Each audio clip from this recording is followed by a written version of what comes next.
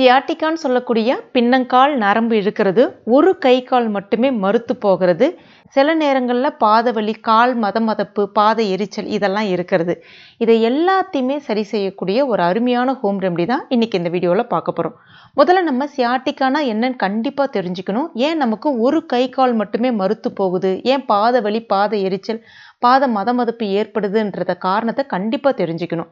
சியாட்டிக்கான்றது வேற ஒண்ணுமே இல்லைங்க. நம்மளுடைய முதுகுல ஆரம்பிச்சு காலினுடைய பின்பகுதியில குதிகால் வரை நீளக்கூடிய ஒரு நரம்பினுடைய பெயர் தான். நம்மளுடைய உடல்ல உள்ள நரம்புகளிலே மிக நீளமான ஒற்றை நரம்பு இந்த சியாட்டிக்கா தான். இந்த நரம்பு பாதிக்கப்படும் போது தான் நம்மளுடைய கால் வலுவிழக்கிறது.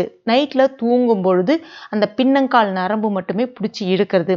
சில பேருக்கு ஒரு கை கால் மட்டுமே அந்த மதமதப்பு அதிகமாக இருக்கும், அதாவது மறுத்து போகிறது, உடல் சோர்வு, உணர்வின்மை இருக்கிறது.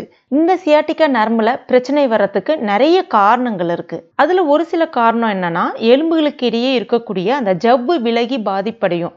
கருவுற்றிருக்கக்கூடிய பெண்களுக்கு அந்த கர்ப்பப்பை பலவீனமா இருக்கிறது, முதுகெலும்பு அசையக்கூடிய அந்த மூட்டுகள்ல வீக்கம் இருக்கிறது.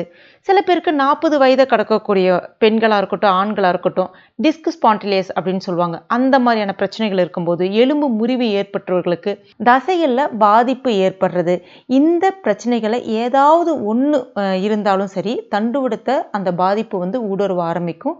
நரம்புகள்ல அழுத்தம் பெற ஆரம்பிச்சு நரம்பு சுருங்க தொடங்கும். இதனால அந்த இடத்துல ரத்த ஓட்டம் பாதிப்படைய ஆரம்பிக்கும்.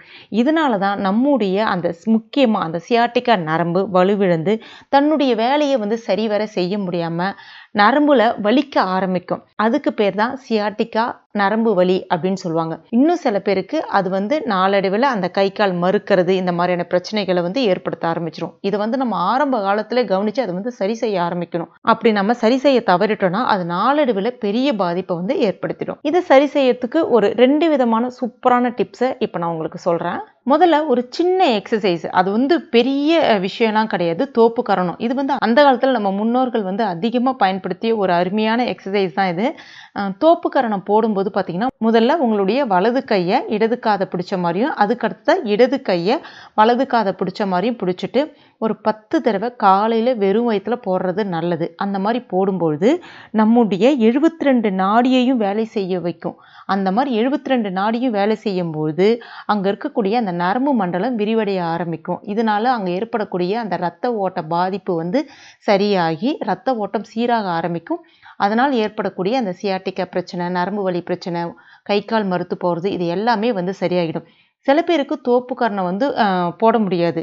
ஏன்னா அவங்களுடைய நரம்புகள் அவ்வளோ டைட்டாக இருக்கும். நீங்கள் போடும்பொழுது பார்த்தீங்கன்னா, எடுத்த உடனே ஒரே நாள்லேயே 10 தோப்பு கரணம், 15 தோப்பு கரணம் அந்த மாதிரி போடக்கூடாது.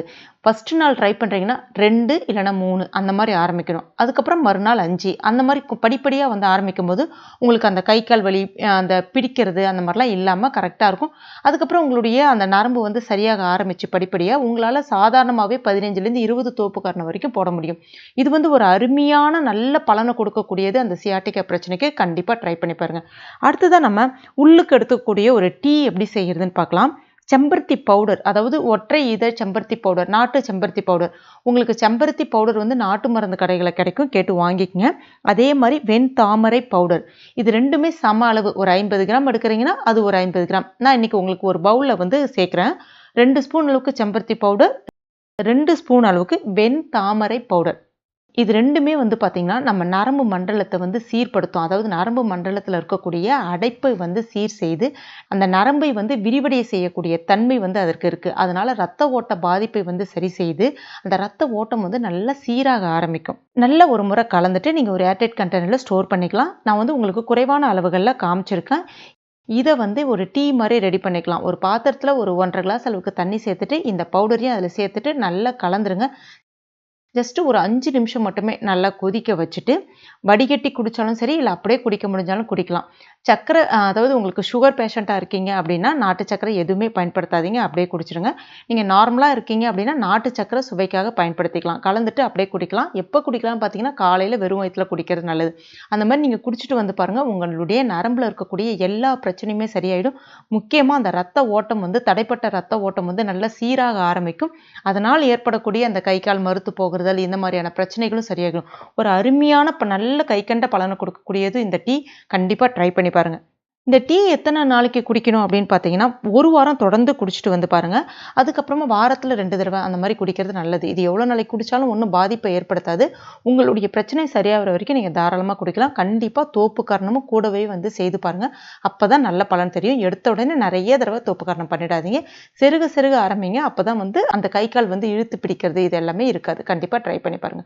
ட்ரை பண்ணிட்டு மறக்காம எனக்கு கமெண்ட் பண்ணுங்க. இந்த வீடியோ உங்களுக்கு பிடிச்சிருந்ததுன்னா லைக் பண்ணுங்க. உங்க நண்பர்கள் மற்றும் ஃபேமிலி மெம்பர்ஸ் கூட மறக்காம ஷேர் பண்ணுங்க. மேலும் இது போன்ற பயனுள்ள குறிப்புகளுக்கு நம்ம சேனல் இது வரைக்கும் நீங்க சப்ஸ்கிரைப் பண்ணலனா உடனே சப்ஸ்கிரைப் பண்ணீங்க. கூடவே மறக்காம அந்த பெல் நோட்டிஃபிகேஷன் சிம்பலையும் பிரஸ் பண்ணுங்க. Thank you.